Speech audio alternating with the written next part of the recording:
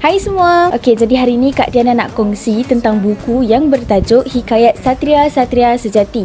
Jadi ini buku-bukunya. Yang pertama tertinggal dekat UIA, yang kedua Hikayat Satria-Satria Sejati Arus Perubahan, dan yang ketiga Hikayat Satria-Satria Sejati Badai Perjuangan.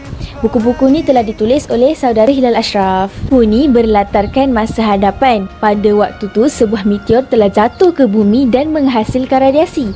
Kesan radiasi tu kebanyakan penduduk bumi pada waktu tu dapat mengawal unsur macam elektrik, angin, air, api dan tanah. Watak-watak utama dalam buku ni ialah Ariki dan sahabat-sahabatnya, Aifa, Jilani, Mikael, Ruhinara dan Yusuf. Mereka bersama-sama berjuang dalam menentang raja yang zalim iaitu Lutello dan mempertahankan Islam pada waktu tu.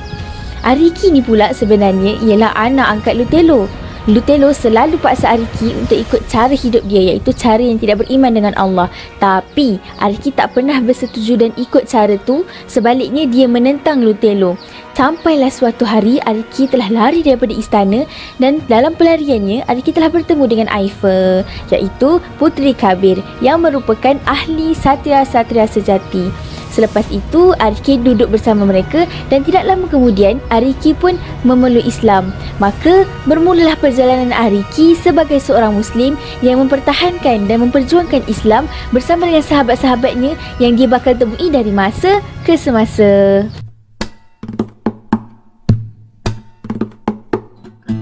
Yang pertama sebab buku ni lain dari yang lain. Buku ni genre dia ialah fiksyen tapi banyak ilmu yang kita boleh dapat dan belajar untuk dijadikan panduan dari buku ni.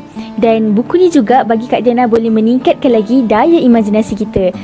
Sebab tu buku ni best. Yang kedua sebab watak-watak dalam buku ni semua ada keistimewaan dan kebolehan masing-masing.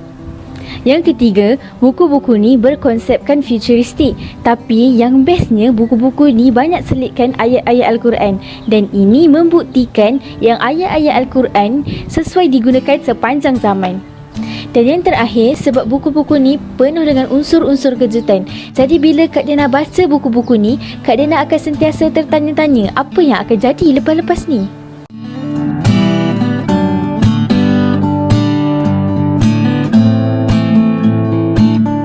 Kita kena yakin dengan diri sendiri. Macam dalam buku-buku ni, semua watak ada kelebihan dan keistimewaan masing-masing. Masing-masing boleh mengawal unsur masing-masing dengan cara dan teknik masing-masing. Macam tu juga dengan kita.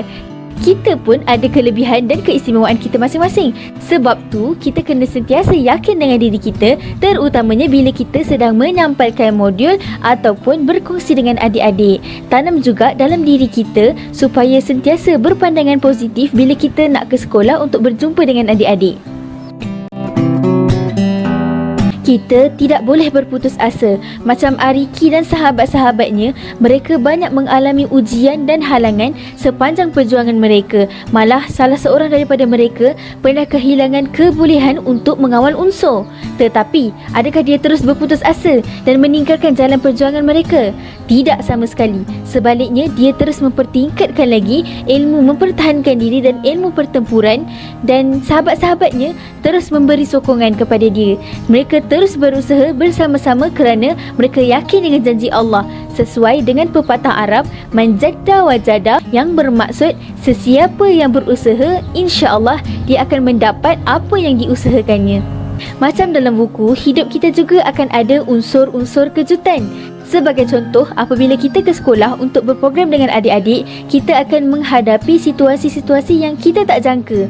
Jadi sekiranya kita dapat mengatasi situasi tersebut, maka Alhamdulillah. Tetapi jika sebaliknya, kita boleh rujuk atau meminta pendapat sahabat-sahabat kita atau senior untuk kita sama-sama menambah baik dan memperbaiki apa yang sepatutnya, terutamanya cara penyampaian kita kepada adik-adik.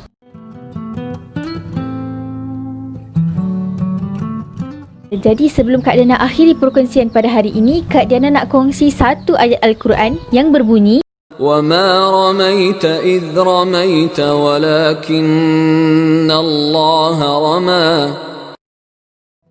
Bila kita ada program dengan adik-adik, kita semestinya akan cuba sehabis baik untuk melakukan persiapan awal dan menyampaikan dengan cara yang terbaik supaya mudah difahami oleh adik-adik pada hari kejadian. Tapi kita perlu ingat yang hidayah itu milik Allah, dan Allah jugalah yang menentukan banyak mana perkongsian kita yang sampai dan melekat di hati adik-adik.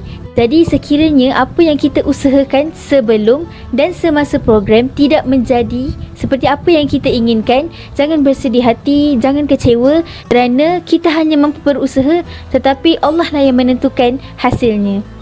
Jadi itu sahaja daripada Kak Diana. Semoga bermanfaat. Assalamualaikum warahmatullahi wabarakatuh.